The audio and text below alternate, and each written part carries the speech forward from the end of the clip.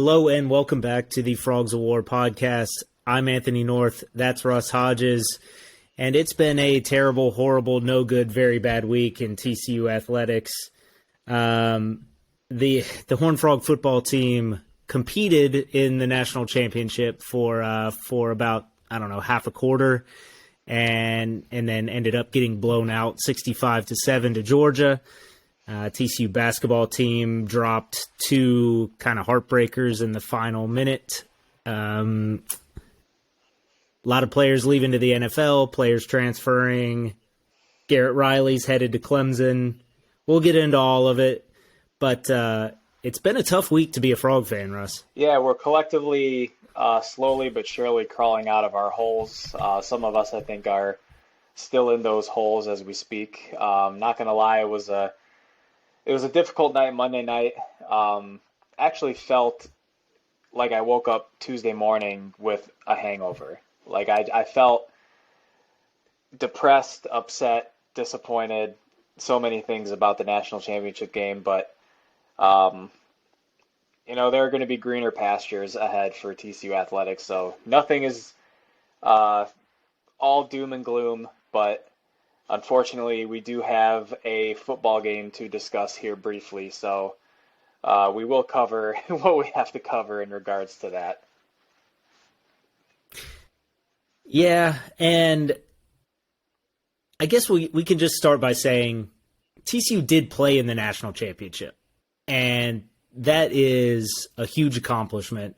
I think after the result and as it was unfolding Monday night, we were hearing from a lot of other fan bases around the country about how clearly TCU didn't deserve to be there. TCU hadn't earned that opportunity. TCU's, all a blah, blah, blah. And it's nonsense. TCU obviously did earn the opportunity to play in that game. Georgia's just a juggernaut. Georgia has beaten every team it's played for 2 seasons. For 2 national championships. It clearly showed that the tier that Georgia is on is significantly different than the tier that everyone else in college football is playing on right now. And that, yes, Nick Saban, that includes you. Yes, all of you in Knoxville, that includes you, and certainly all of you in Austin, that quite obviously includes you. And you can stay in our mentions and you can stay on the game thread talking all that mess about TCU losing again in the national championship game after having just beaten Michigan, one of your traditional blue bloods. So I don't know how much more oxygen to give those arguments, because I think anyone listening here and certainly us don't believe any of that mess. But, I think what's disappointing is that TCU didn't put up more of a fight. I think just having that opportunity to be on that stage and certainly to take not just a loss, but an embarrassing loss, one where, it was reported that Georgia was already popping champagne and smoking cigars at halftime. There's the videos of them eating people's chicken tenders and like fried fish meals on the field. And yeah, TCU was outclassed in the game and clearly had, Georgia had better players and a better game plan and were more prepared to play and went out and executed, with surgical precision, and took down TCU in pretty stunning fashion, I think. Yeah, at the end of the day, TCU still went 13-2 and finished as the AP number 2 team in the country, number 2 in most coaches' polls. And it's unfortunate that this game is going to put a bit of a damper on what was otherwise just an awesome season for the Frogs when you consider where the program has been over the last 4 years, as well as all of the turnover with the coaching staff and the roster and preseason predictions, TCU being predicted to finish near the bottom of the Big 12. I've said it before on this podcast that I was hoping TCU would at least make a bowl game and finish with some kind of a winning record this year, just to start building some positive momentum going into year 2, year 3, and so on under Sonny Dykes. And to be able to run the table in the Big 12 during the regular season and beat 4 ranked teams in 4 weeks and play an absolute grind of a schedule, to top that off with bouncing back from a heartbreaking loss in the Big 12 championship to win what may be my most favorite TCU football game ever, like by a long shot, the Fiesta Bowl. There's still so many great things to take away from this season, and TCU earned its chance to play in the national championship. A lot of folks on social media, Alabama fans specifically, talking about how TCU didn't deserve to be there. Well, that's why you play all the games. You play a regular season, you play a conference championship for a reason, and you look at the full body of work. Alabama, if you want to make it to the college football playoff, don't lose to Tennessee. Don't lose to LSU.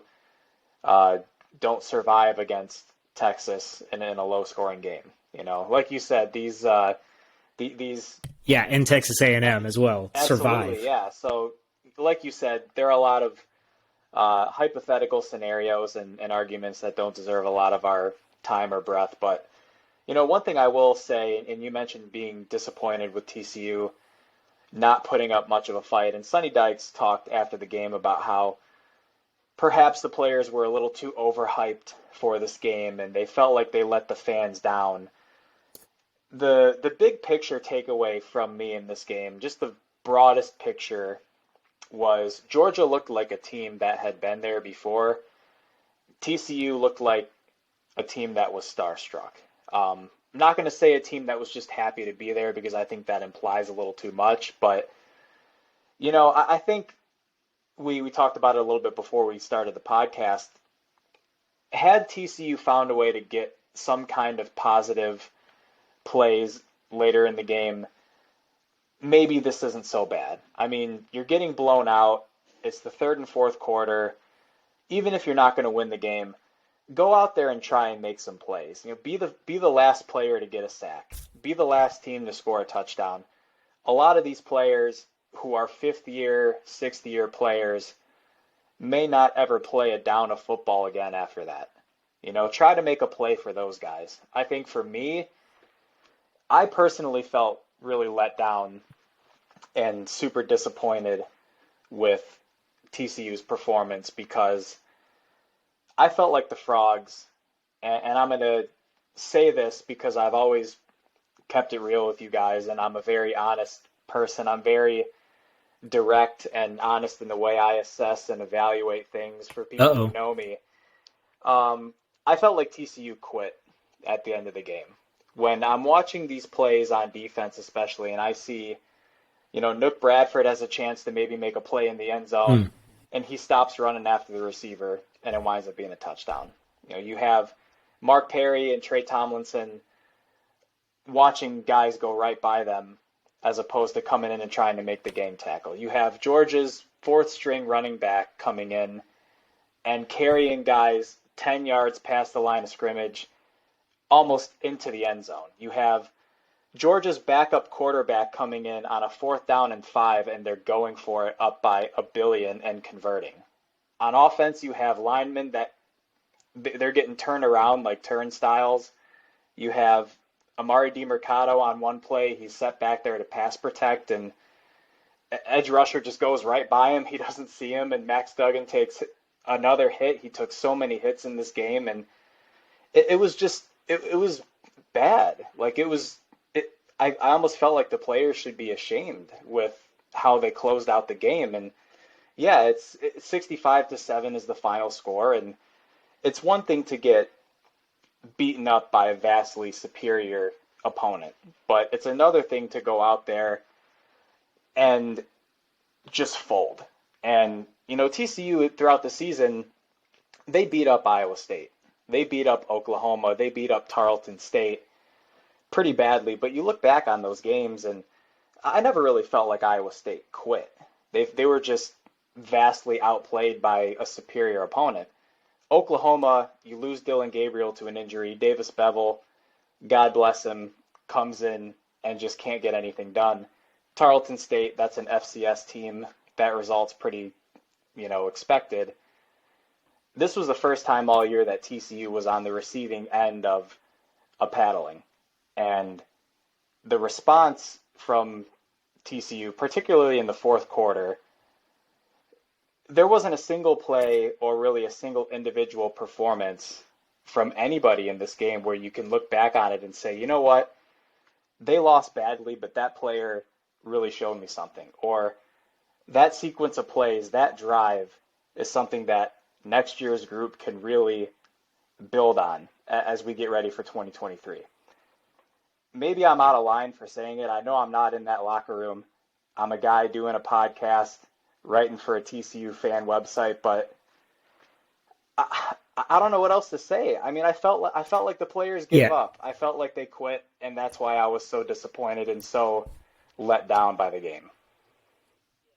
Yeah, and I will definitely not use the Q word there. And the reason is, I'll say this: Georgia's fourth stringers, Georgia's scout team, Georgia's walk-ons, frankly, are 4- and 5-star guys. You mentioned Branson Robinson is the fourth or fifth string running back for Georgia. He was the number 4 overall running back in the country like 2 years ago. He's internet viral famous for being like 16 years old and looking like the Hulk. And yes, he carried TCU defenders into the end zone. He made Dominic Williams like stop in his tracks and kind of just ran around him. And it wasn't good to see a 5th string, 4th string running back go do that to your starters on defense. But the fact is, Branson Robinson is probably like the, 20th best running back in college football. He just happens to play on Georgia, where that you barely see the field when you're that player. So it's tough to say that. And also the same way that Georgia was already lighting their cigars. I mean, it has to feel so demoralizing to be TCU in that situation where you're going to lose, you've had this opportunity come so close to the pinnacle, and you can't get it. That I understand being demoralized in that kind of a situation. I think it still came down to execution, and it came down to the guys on the field. I mean, Georgia won the game with, they say there's the like Jims and Joes, not X's and O's. Georgia won both. Georgia had a better scheme, a better plan, better prepared. And it's really hard for a team like TCU to get up and take down Michigan and then turn around a week later and play a team like Georgia. Would it have fared better against Ohio State? Maybe, probably not, but maybe. Probably better. It would have been better. It would not have been this score. Because Georgia was doing this to anybody. Yes, they played a close game with Ohio State. And really, Ohio State and Alabama are the only people in the country with a talent equivalent to what Georgia can put on the field. And Georgia would have absolutely destroyed Michigan, maybe not to the same score as this, but would have absolutely destroyed everyone else in the country. So, yeah, do I think they let the fans down? I think it's just TCU fans are going to continue to be very proud of this team and of this season, but it does leaves a black cloud over it all. And I don't know that that's the team or the players letting us down.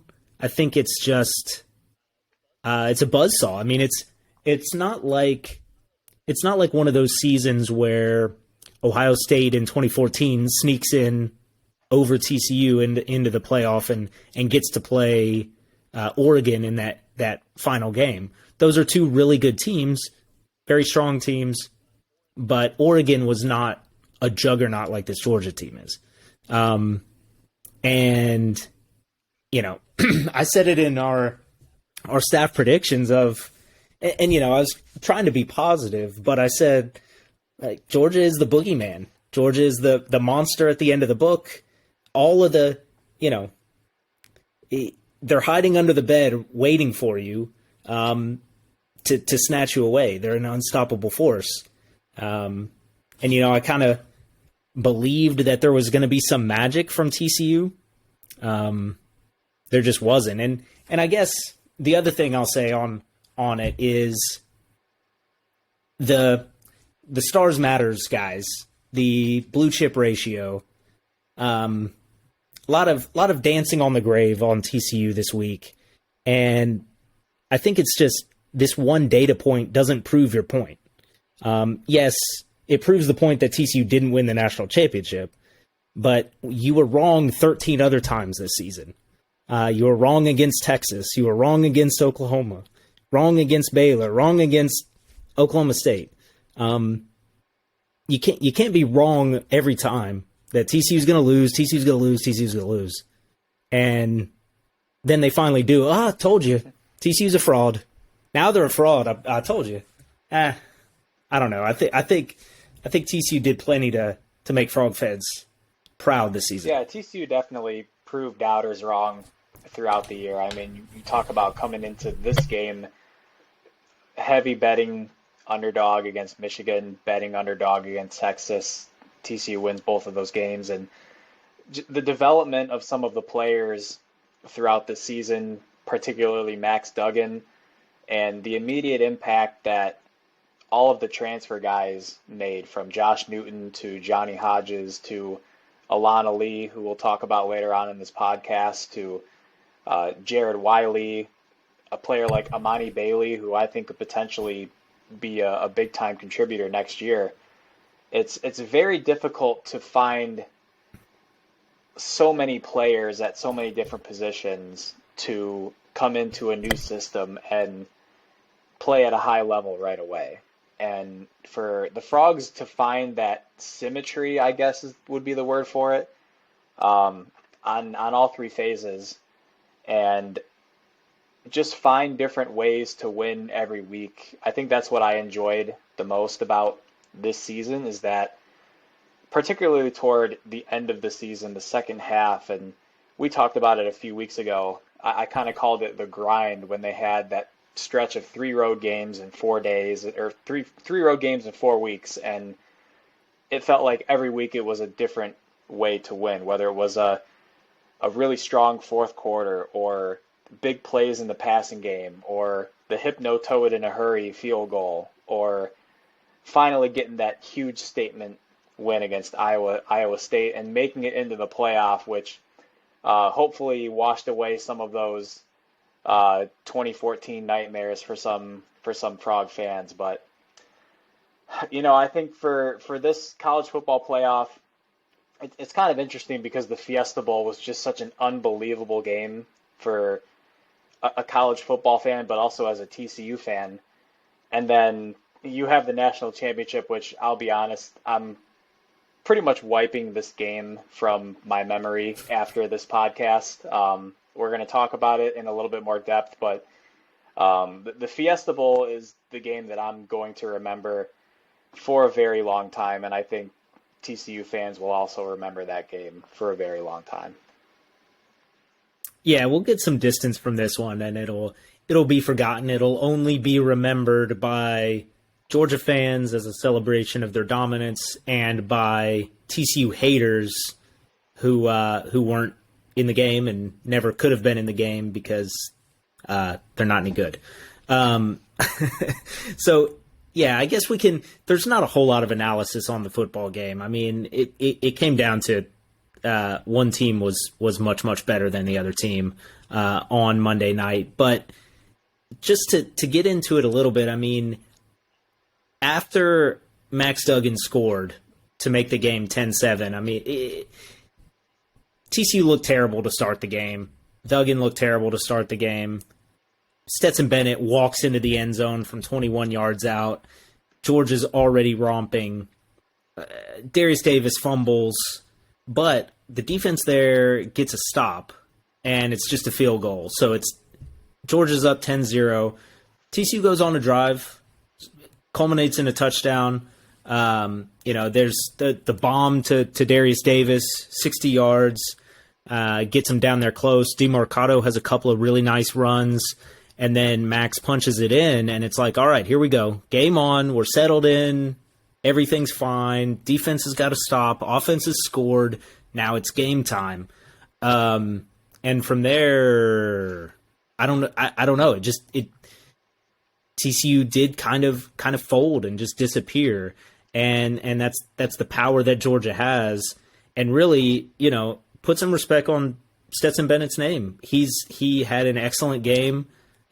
He led this offense with precision, and he was an excellent athlete out there.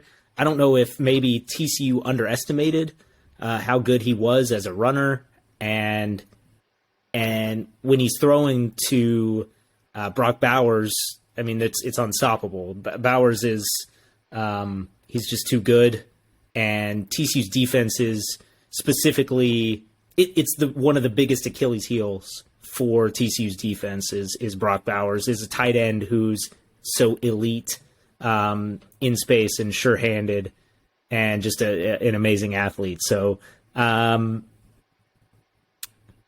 think that next touchdown was the Ladd McConkey gets wide open and just runs straight past Hodges Tomlinson on just a broken play. I mean, really, defense was all out of sorts.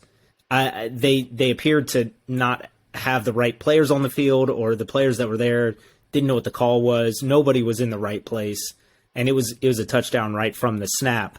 I don't know. I guess Russ, and from there the romp was just on. I mean, there were no stops from the defense, and obviously the offense did no scoring. I guess the one next thing that I think when the game was just already over, I think it was the second quarter still. Georgia scores. TCU gets the ball and is 4th and 6 near midfield and punts down 3 scores in the national championship game to a team that you were obviously outclassed by. It was a surrender, and Georgia took that from, Sandy had a great punt, drops it down inside the 10, and Georgia brings it down and scores a touchdown, and the game's over. You got to at least try there. You have to attempt that 4th down play. But I guess, Russ, what on this game? What are your thoughts? Yeah, I think from an individual standpoint, Stetson Bennett was phenomenal in this game. I was caught off guard, to be honest, with how fast Georgia was on both sides of the ball. The play where Stetson Bennett is facing the all-out blitz and D. Winters over-pursues on the blitz and Bennett gets out of the pocket for a lengthy run and a first down, that was kind of a microcosm of how Georgia's speed just seemed to catch TCU off guard and caught me off guard. And some people actually wondered, could TCU catch Georgia by getting into some tempo in this game? And actually it was the Bulldogs who were catching TCU napping. You brought up the play where Ladd McConkey scores the uncontested touchdown. That was a play where you have your defense looking over to the sideline, waiting for the play call, and Georgia runs the quick huddle where they get up to the line real quick, snap it. You have 2 wide receivers on one side and the running back. It might have been McIntosh, I can't remember, but they had a running back come out the left side from the backfield. So you had 3 receiving threats on that side with 2 defensive backs, a corner and a safety. And Trey Tomlinson, I think, got some criticism on the broadcast for blowing that coverage, but you had two guys on that side of the field expecting to cover three. And if Trey Tomlinson goes back and stays on McConkey, well, then guess what? The running back is going to get a wide open reception near the sideline and possibly and it looked even like get he into the was end zone. running the play. Yeah, it looked like Tomlinson was running the play that he thought was called on defense. He was covering the man who was there to be covered. It just so happened there was nobody covering McConkey running into the end zone. It was a blown coverage, when it was all said and done. But I think for TCU offensively, the one thing that I actually felt the Frogs did pretty well in the early going was they ran the ball, pretty well. I thought DeMercado had some nice runs between the tackles, and by the end of the game, I think he averaged around 4 yards a carry, maybe a little over 4 yards a carry, which you're playing without Kenray Miller against this defense, number one in the nation against the run. I'll take 4 to 4.5 yards per carry all day. I thought he had some nice runs, but like you said, Max Duggan was frankly really bad to start the game. Had Savion Williams on a throw that could have been a potential big gain that is overthrown, and has another play later in the half, I believe, where very similar to the Michigan game where he has a chance to step up in the pocket, avoid pressure, and hit Quentin Johnston on a deep ball through a dime in the Michigan game. But this time around, he chucks it down the field, and it's about 7-8 yards over Quentin Johnston's head. It winds up being intercepted. 2 interceptions in the game for Max. And Duggan didn't play well at all, but it didn't help that the offensive line was under siege all game. I mean, it didn't matter if it was Jalen Carter or anyone else on that defensive line.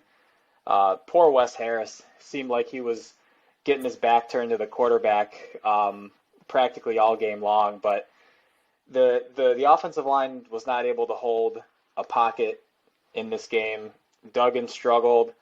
You have the turnover from Darius Davis on what was a pretty solid play that picked up some good yardage, and your X factor obviously was Quentin Johnston, and he was a complete non-factor in this game. And Georgia, I think to their credit, they tried to double him throughout the game, and that actually worked in TCU's favor in one instance when Darius Davis caught the deep ball because Quentin Johnston ran, I believe it might have been an inside slant route and drew a double team, and as a result, Darius Davis sprung open and caught that deep ball. But you just got to give Georgia credit. I think their speed on defense was really showing throughout the game at all three levels. And then for TCU defensively, I mean, gosh, it was just terrible. I mean, all the way around. And D. Winters after the game talked about how they beat themselves and how they just didn't execute those little things. And, Georgia, I felt, did the two things against this TCU defense that I felt the Frogs have struggled with this year. When it comes to running the ball against TCU, I think the Frogs have done a good job in between the tackles. But when teams have been able to get outside and the Frogs don't set the edge, that's when they've given up some big run plays. And I felt like a lot of what Georgia was doing on the ground throughout this game was outside of the tackle box. They were motioning linemen from one side to the other. They were creating a motorcade of blockers for Kenny McIntosh or Edwards or Kendall Milton. It didn't matter who was carrying the ball. They just were hitting the edges so well. And TCU's linebackers all game long, it didn't matter if it was Jamoy Hodge or D. Winters. They're running through the middle and trying to fill these gaps, but there's nobody there because everything is outside. So they were just the linebackers were over pursuing all game long. They were struggling to cover. Nobody could cover Brock Bowers in this game, and nobody in America can cover Brock Bowers. And for Joe Gillespie, he's been, to his credit, he's been very consistent with sticking to the 3-3-5, and people question, can the 3-3-5 stand up against Michigan? Well, it made the necessary plays to win that game.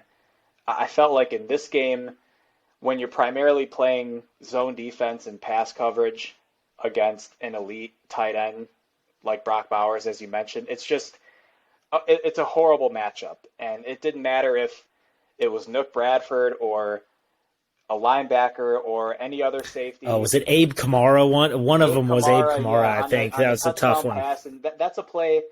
You, when I was watching the game, every third down that Georgia had, I looked for Brock Bowers to see what slot he was going to be in because I knew he was going to get the ball. It was just a matter of where. He did almost all of his damage over the middle of the field, which is where teams have had success at times against this TCU defense. The Frogs haven't faced a dynamic tight end like that, though, as you said, and it was just tough to watch at times. And Stetson Bennett's able to run into the end zone off the edge. He's untouched, and they show the replay on that rushing touchdown. And the first thing I'm asking myself, I'm just like, where are the linebackers? You see a couple defensive linemen chasing after him, but I'm like, where are the guys in the middle that are supposed to be helping contain on the edges? They just weren't there. So give Georgia credit again. I mean, they attacked the edges hard in the run game. It was highly successful. They pounded the middle of that zone defense, throwing the ball. And Stetson Bennett, too, he made some awesome throws in this game. I mean, the throw to Ladd McConkey down the sideline where he caught it and had 1 foot out of bounds, that was a ridiculous throw. The A.D. Mitchell touchdown was a great one. Josh Newton, unfortunately, has been a victim of several of those He gets plays he gets year mossed. I know. It's great defense. You can't cover it much better than that, but it's just no. Stetson Bennett, I don't think, made a single bad throw in this game. Every throw that he needed to make was on target. And we talked about one of the biggest keys to the game before this was, could the Frogs win on early downs? Could they go up against a team in Georgia that statistically is one of the best, if not the best, on both sides of the ball in getting you off the field on later downs and converting on those later downs? They converted on almost every third down that they had. And when TCU had third down, it was 3rd and 12 or 3rd and 15 because you had offensive penalties like a holding here or false a false starts start there. You had pass plays that would be negative plays or Duggan taking sacks. And there were just too many negative plays on early downs for TCU in the first half, and that prevented them from getting any momentum. And it was just kind of unfortunate that going into the second half, it's 38-7, I think, and there just didn't seem like there was much effort from TCU offensively to try and make adjustments. I was thinking, knowing that your offensive line cannot hold up, try moving the pocket a little bit, try to roll Duggan out to his left or to his right, have him complete some short passes to Jared Wiley or Savion Williams or Quentin Johnston, a bigger body target, to just get some kind of positive yardage on first down, a 5-yard quick out route or something like that. Try some jet sweeps, try a quarterback option play, just something where you're not relying on just consistent drop back, because the pocket just wasn't there, all game. And it was just, a tough, just tough all around. I mean, I don't know how much more analysis there is to be had, but just Georgia came out and like you said, they outclassed TCU. They just took it to them. And I guess it's time to flush it.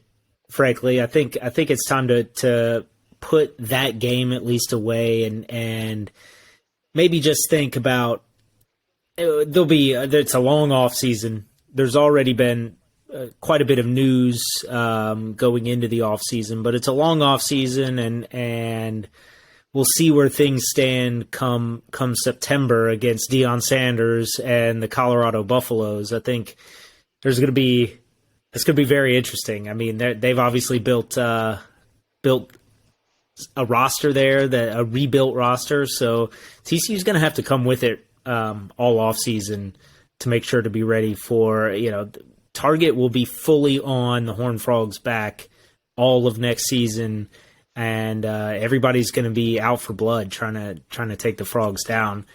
I guess, do you think TCU will deserve a spot in the top 25? I know there's all those way too early, super early top 25s that come out right after the national championship game, and for the most part, TCU's featured at least in the top 15 of those.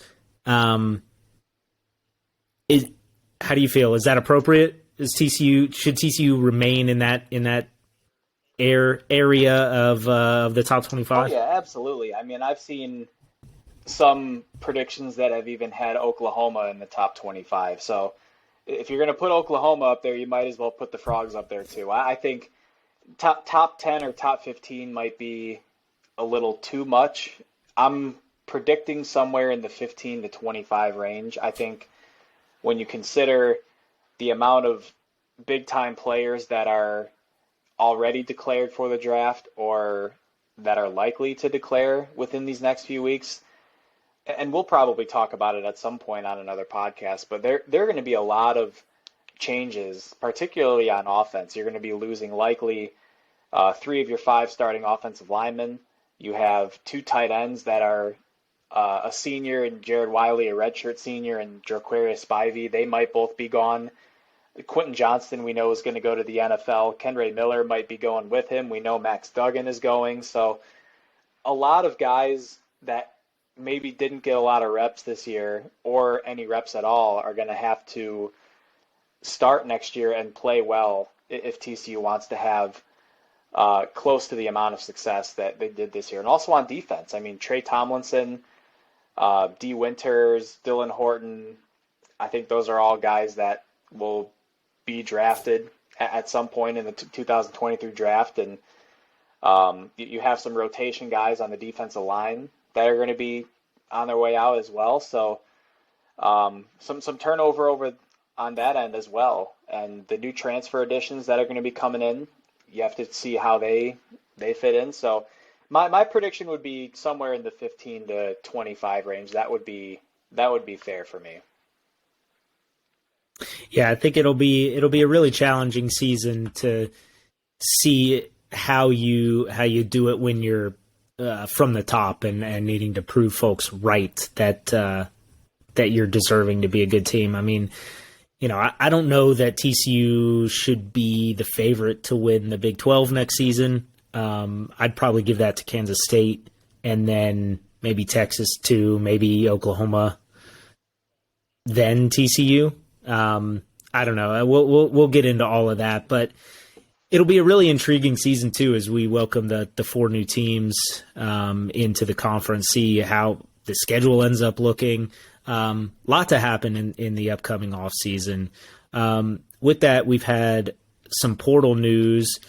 Russ, what's happened, or I guess some recruitment news that TCU missed out on. Russ, what happened with the All-American game this past weekend? Yeah, quite a few recruitment and portal things that have gone down over the last week. A couple of uncommitted 4-star guys that were big TCU targets played in the All-American game. That was Mikhail Harrison-Pilot from Temple, Texas, and then Jelani McDonald. Both players were recruited pretty heavily by TCU. Both visited the campus back in December.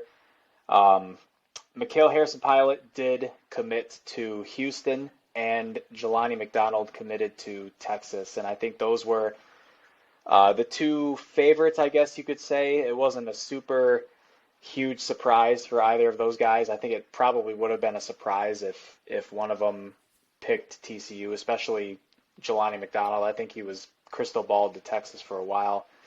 Pilot, I think it was a bit closer, but 2 talented 4-star guys that'll be going elsewhere. But TCU has already built up a really solid 23 class, I believe, 23 or 24 total signees, a lot of 4-star guys. And the transfer portal is where TCU continues to make a lot of noise. They are bringing in John Paul Richardson. For all the Oklahoma State fans out there, you are welcome to join the Frog bandwagon now if you like.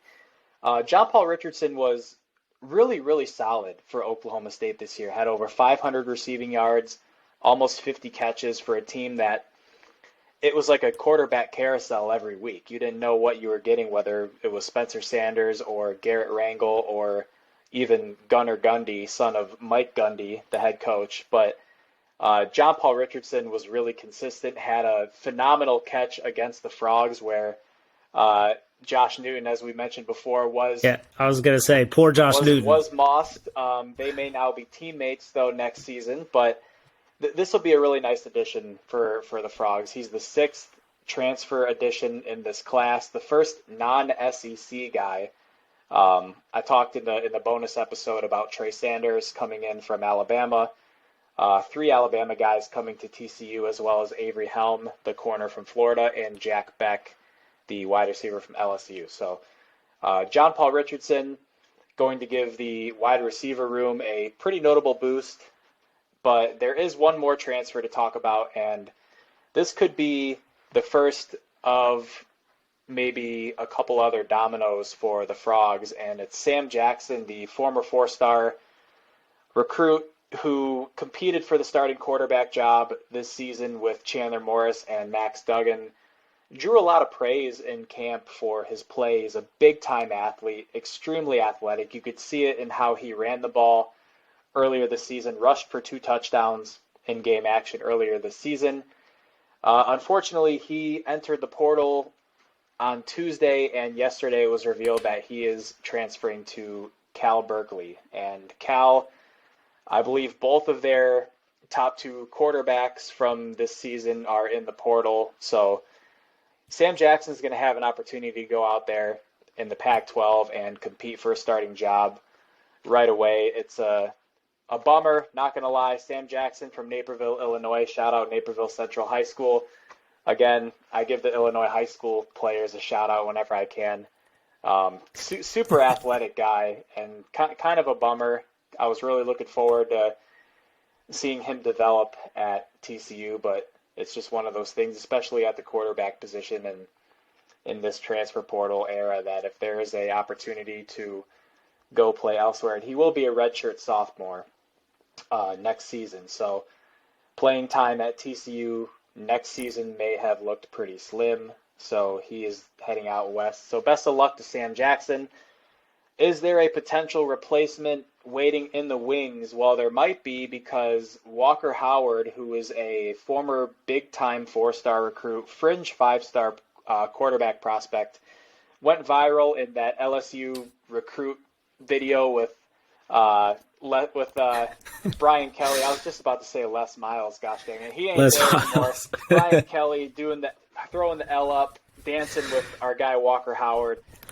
The 360 cam. Walker has entered the transfer portal as of yesterday. Now, this is newsworthy because it's being reported that TCU could be a favorite for him. And he was obviously teammates with Jack Beck at LSU, but both of them also played at St. Thomas More, which was their prep school. So could be reuniting with a former high school and college teammate in Fort Worth. We will see.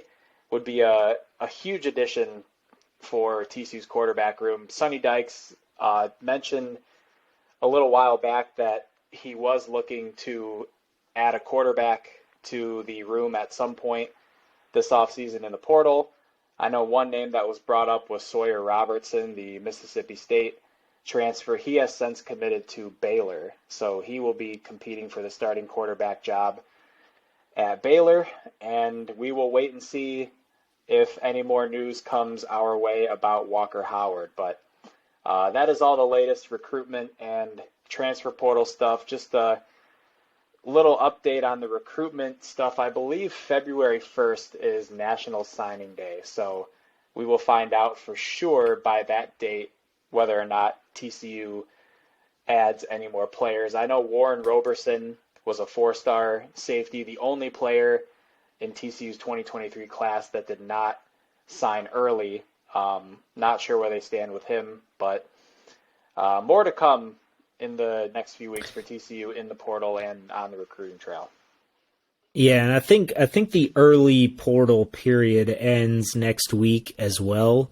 So I think there might be another flurry of action here in the next week or so. I want to say January 18 maybe is the closure of that portal period, and it'll open up again after spring practice, I think in May. So things will go a little bit quiet in the portal. You might hear rumors of things, but nothing official once that window closes. Just wanted to go back on Sam Jackson and say that it's unfortunate that the Frogs are losing him. He's definitely a high talent player. I want to make sure to shout out the correct Twitter name, but Clint Brewster from 24/7 reported out that he was told that 40 teams reached out to him, including some big time names. He was in the portal for one day and committed the next day.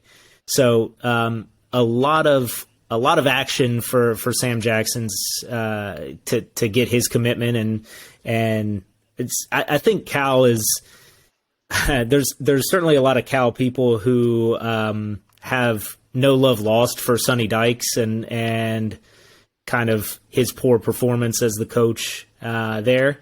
So I think they're taking a little bit of happiness in that. But I think Cal's on the up and up. I mean, they've done a lot of good stuff in the transfer portal thus far. They have a really good coach there. So I think they could be doing some things. Pac-12 is going to be very interesting next season. A lot of talent returning there and coming in. And all right, what else we got? We got some news. If I remember, all right, onto the guys who are the big guys moving on to the NFL draft. Yeah, if I remember correctly, real quick, Kenny Hill works at Cal, doesn't he? Isn't he on their staff? Oh, is that true? Oh, I do not remember that. I didn't know that. I looked it up real quick right here because I thought someone mentioned this to me earlier. I couldn't remember or not, but yeah, he's a quality control coach on offense for Cal. All right. And obviously with Sonny Dykes having coached there's the connection. Maybe, all right. Maybe Sonny pulled some strings in the back room to help our boy get a look out there. Who knows? The next Kenny Trill, Sam Jackson, go get that September Heisman. All right. So some Horned Frogs that are officially taking that next step to professional football, officially making their plans known to leave the Horned Frogs, whether they have eligibility or not. So Steve Avila has formally announced he's declared, and also offensive lineman Alana Lee. And then today, Travius Hodges-Tomlinson also formally declared for the 2023 NFL Draft. We're certainly expecting more declarations to come in the next weeks, but nothing unexpected here. And big congrats to these guys. They deserve it. Very likely to. I mean, Tomlinson is probably a day 2 pick at this point, and I would see Avila and Ali also being drafted and getting a good shot in NFL camps come this summer. Yeah, the Bears, I think, are a team that could use all 3 of those guys. So Ryan Poles, GM of the... So number 1 overall.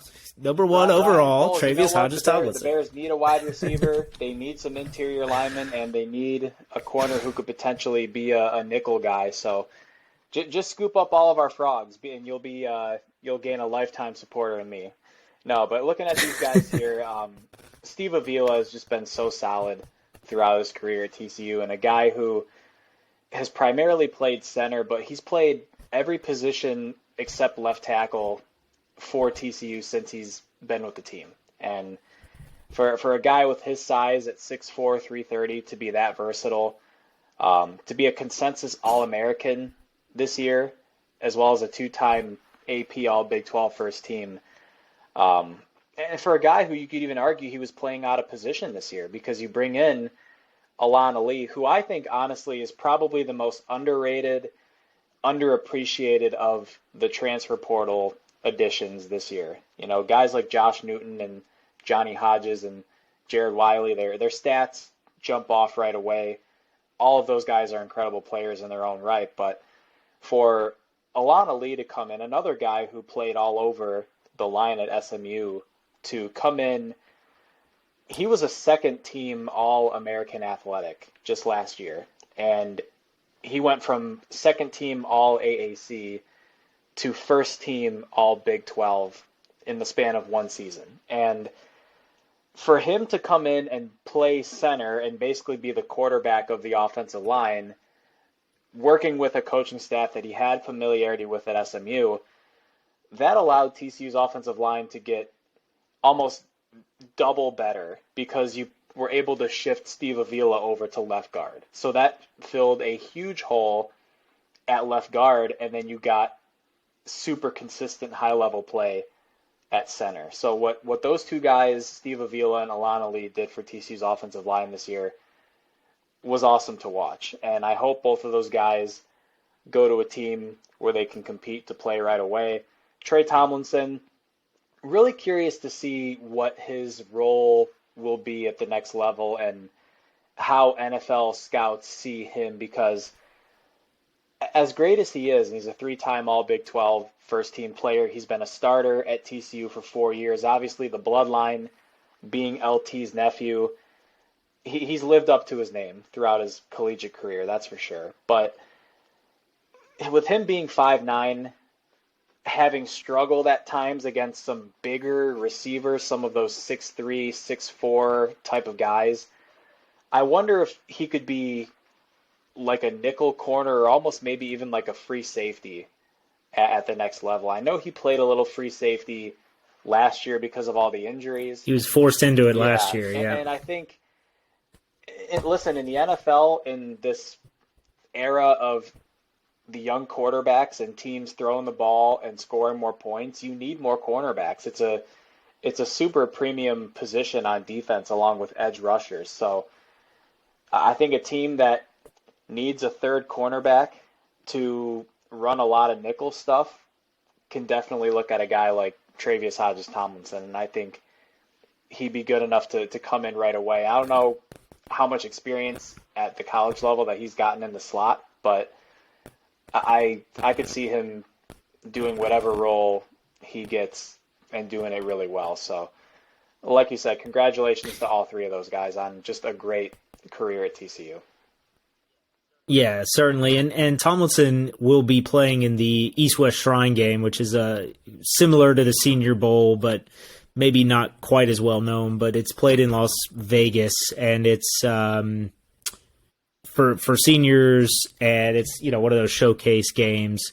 NFL scouts and coaches will come out and give him a shot. But there he was listed for their roster as a safety. So it seems like maybe the NFL evaluators are looking at him to be a safety at the next level. So we'll see for him. I mean, this season even further. Yeah, after 2 years as a first team all conference in the Big 12, this season I think he really stepped up his game even greater. His tackling was really strong this season. I mean, he was making hits at the point of contact, taking people to the ground, rarely giving up. I mean, obviously, the play in the national championship to Ladd McConkey aside, he was rarely giving up anything long, anything beyond at a point of a catch. But he was giving up catches to Rashee Rice and bigger receivers like that. So will be interesting what's next for him. The next big piece of news that came through today, just before we were recording, Garrett Riley, TCU's offensive coordinator, the Broyles Award winner for the top assistant coach this year, is moving on to I don't know, greener pastures. He's taken his talents to Clemson to join Dabo Swinney's staff.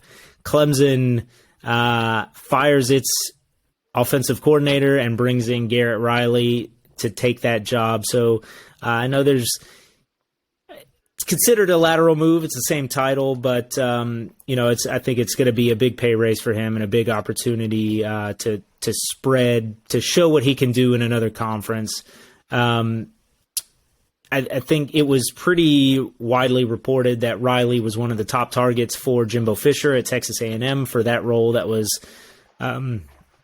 ended up getting filled, but Riley turned that down and what was a huge payday. So I think A&M fans are a little bit salty that Riley spurned them to go join Dabo and Clemson. But Riley and this offense, it's hard to know how much of this turnaround was him versus Dykes versus just general improvement in play. But it was obviously a huge step forward in 2022 versus the 21 team for Max Duggan, for the offensive line, and for the Horned Frogs. So a lot of credit to Riley and certainly deserving of whatever opportunity he wants to take. Yeah, when you look at some of the numbers for TCU offensively this year, finishing 9th in scoring, despite the fact that included the national championship game. So you take that away, and I think TCU finishes the season with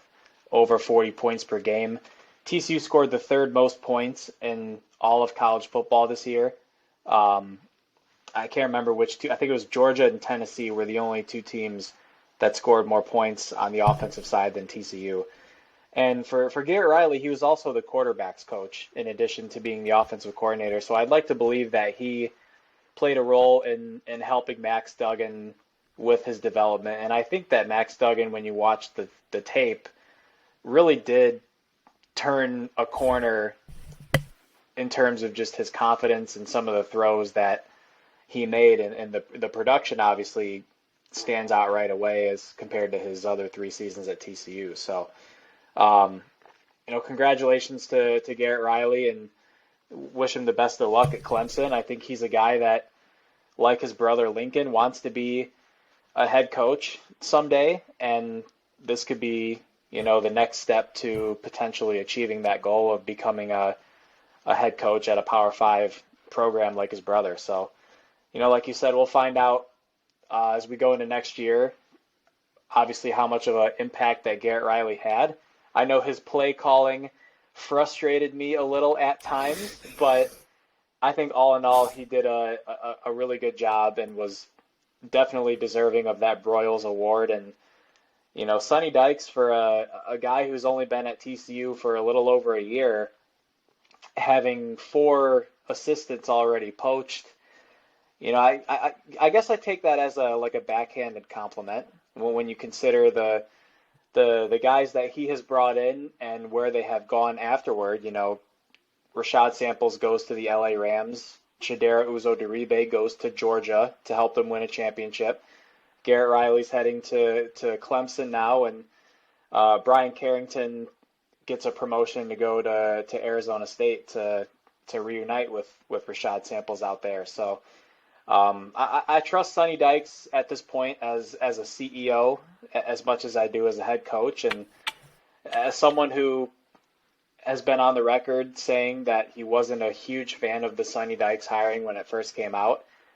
I am on board with the Sonny Dykes hype train. I have eaten crow about Sonny Dykes just as much as I have about Max Duggan. So it'll be interesting to see who TCU brings in to fill this role, and hopefully there isn't a huge turnover as far as portal players or players on the roster. I don't really think there was much when Brian Carrington left. Obviously, this is a little bit more notable of a departure, but Brian Carrington was heavily involved on the recruiting trail. So, as long as Sonny Dykes is around, I think with his offense and what he wants to do, if they can find the right coordinator, I don't expect a huge drop off there.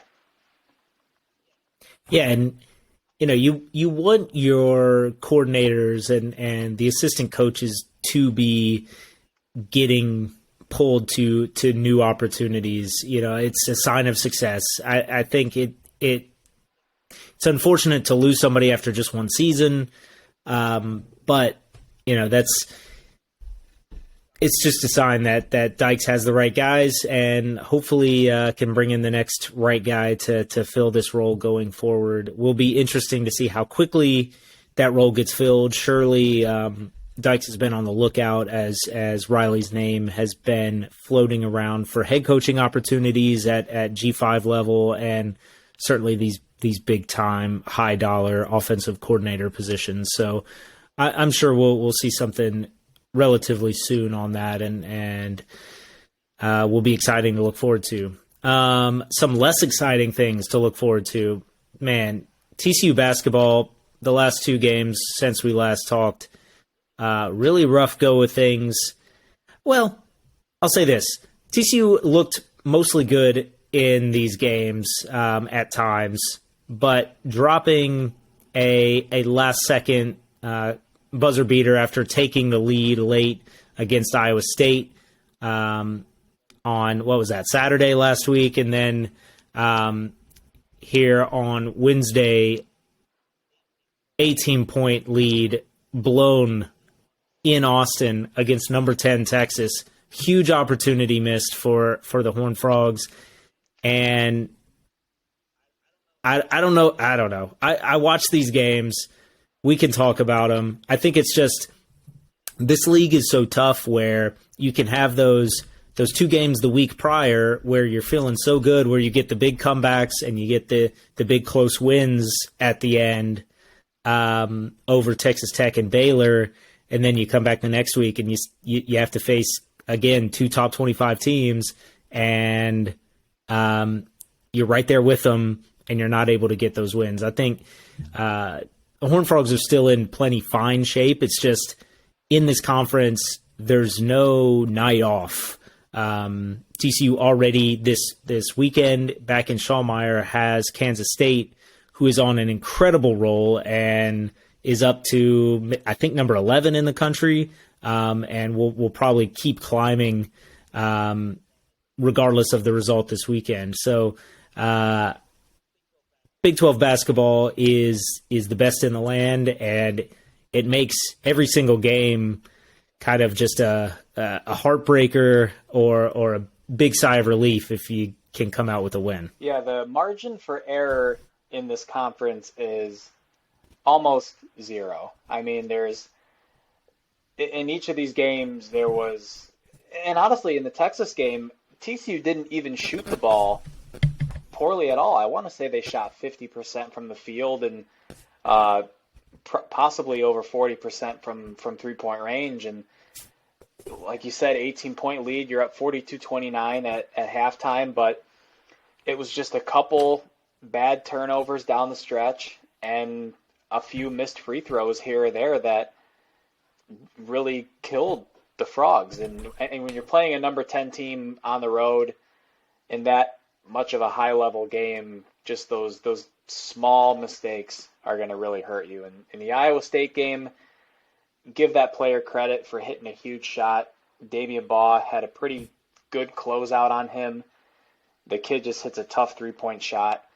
It was another game where the Frogs had to come back from a double-digit deficit, and they did it against Texas Tech. They did it against Baylor, and unfortunately just came up a little bit short in this game. But, you know, anytime I see these games and I see 2-point, 4-point, 5-point differentials, it doesn't matter if I'm covering the game at the prep level or watching it at the collegiate level or the professional level. The first stat that I always look at is free throw shooting, not turnovers, not rebounds, not transition points or things like that. It's always free throw shooting. And Iowa State was really bad in this game as well from the free throw line. They went 3 for 9, but TCU attempted 28 free throws in this game. So you have to give them credit for being aggressive and attacking the basket, but 16 for 28 from the free throw line. You cannot shoot 57% from the free throw line and expect to win. When you get a 57% in school, that's an F on your report card. That's a failing grade. You're getting held back if you get a 50-something on your report card. So just a squandered solid shooting effort again from TCU in this game. They went 7 for 15 from 3. Outscored Iowa State 19-4 on fast break points, but you can't leave 12 points out there on free throws against a ranked opponent. In a game you lose by 2. And against a ranked opponent. I mean, you can't.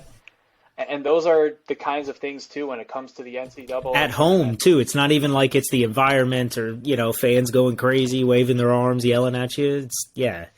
That's an unacceptable effort from the free throw line in that game. Yeah, in the NCAA tournament, teams that can knock down their free throws are the teams that typically go a lot further than those that don't. And the Texas game, the Frogs were really solid from the free throw line. I want to say they shot over 80%, but unfortunately just a couple.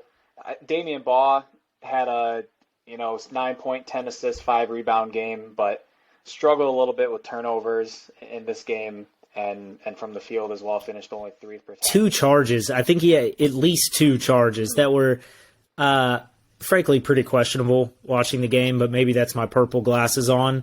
But yeah. A little concern that I have over these last couple of games, and admittedly they were a bit of a concern as well over the first 2 games against Texas Tech and Baylor, is those first 2 conference games, you didn't get really anything from your bench. Now, TCU was without Micah Peavy in the Texas game.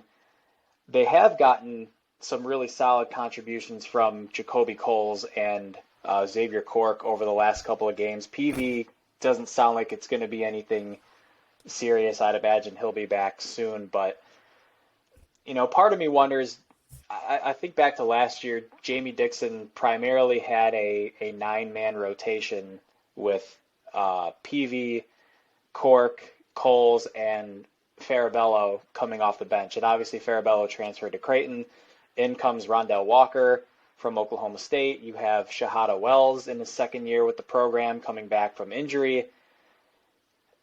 You're not getting anything from either of those guys right now. I mean, you're supposed to be getting some defense from Rondell Walker and a scorer off the bench in Shahada Wells. And based off of what I've seen, and this has been fairly consistent with what we saw during the non-conference slate as well, you have to wonder at this point, does Jamie Dixon even bother giving those 2 guys minutes anymore? Like, does he have to give them minutes just to kind of stretch the rotation out a little bit, or does he just clamp it down and play 8 guys moving forward? Because from what I've seen, Rondell Walker just seems like a liability on the offensive end, and Shahada Wells has seemingly really struggled on defense and just hasn't given the Frogs enough of a scoring punch to warrant getting significant minutes. Maybe I'm wrong about that. It's just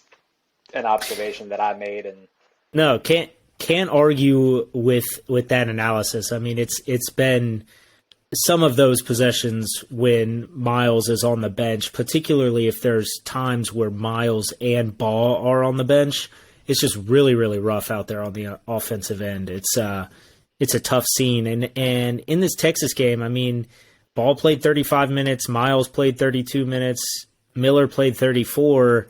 But that's a lot of run for those guys, and they're going to have to do that every game for the Frogs, because even in those 11 minutes each, that's kind of when the runs would happen for the Longhorns. And TCU took those shots for a while where they were getting punched with these runs. Texas would go get 7 straight, and then TCU would put it back to a double-digit lead. Texas would get 9 straight, and then TCU would put it back to a 9-point lead. But eventually we're just not able to keep taking those punches. And again, a good free throw shooting night overall, but for Miller to miss the free throw with the opportunity to take the lead at the very end, and then Mike Miles to miss the front end of a 1-and-1 when you're behind down 3, and they do the foul up 3 with like 7 seconds left, and Miles misses the front end of it, and the game's over. That's not the way you want to see the end of that game play out. And credit to Texas to storm that comeback and put it in the Horned Frogs' hands at the end to say, go make your free throws, and TCU wasn't able to do it. And, yeah, like we said, next game up is Kansas State is going to be a tough one. Yes, up to number 11, back here in Schulmeyer Arena in Fort Worth. Huge game. TCU really needs to stop this slide. They do get West Virginia, but it's in West Virginia in the midweek. And it's a tough road trip here because you go at West Virginia, then at Kansas. You really can't go to like 2-6 in the conference. Things start sliding out of control for you there, and you really don't want to fall into a situation where the rest of the conference is popping champagne and smoking cigars at halfway point of the conference schedule. So hopefully TCU basketball gets back on the right track. Certainly not getting fully outplayed in any of these games. TCU's right there, but when it comes down to it, to get that resume to make the tournament, get a nice seed, to be able to make a nice run, you're going to have to win some of these games. Yeah, and Jacoby Coles is a player that has shot the ball pretty well over these last couple of games. He had some moments during the non-conference schedule where he played real well off the bench and has honestly impressed me for a guy that seemed like he really struggled last season and was kind of a fringe rotation guy. He's going to need to continue to play well off the bench, and Xavier Cork has given them some good defense and some good rebounding. Eddie Lampkin is someone who hopefully the Frogs can get him going a little bit on the offensive end. You look at his numbers right now, he's averaging, I want to say, about 7.5 points, a little under 8 points a game. Typically TCU's leading rebounder, but someone who... And, man, he was awesome on defense in that Texas game. He was excellent. And as we've seen in the Arizona game in the tournament last year, we know that he can be an absolute monster on the boards and get some putbacks and score out of the low post a little bit. So for a team that has had Miles and Miller and Baugh really shoulder the load offensively, hopefully we can see some other guys like Eddie Lampkin or even Chuck O'Bannon, who hit a huge shot against Baylor. Hopefully those two guys in the starting lineup can start to heat up a little bit on the offensive end for TCU. All right, I think that runs out of all the things we have to say about this really rough week in the Horned Frog universe. But thanks for listening with us today and following us at Frogs of War on the website, frogsofwar.com. Subscribe to the YouTube, subscribe to this podcast, read everything coming up. We are, now that it's full steam basketball season, baseball season coming up, we're going to be putting a lot more focus here on the hoops, and we'll have the game threads going for that now going forward, and putting a lot of our attention on that. So looking forward to getting into this critical point of the basketball season, and exciting things with all the spring sports coming up. So thanks. With that, I'll sign off. Go Frogs.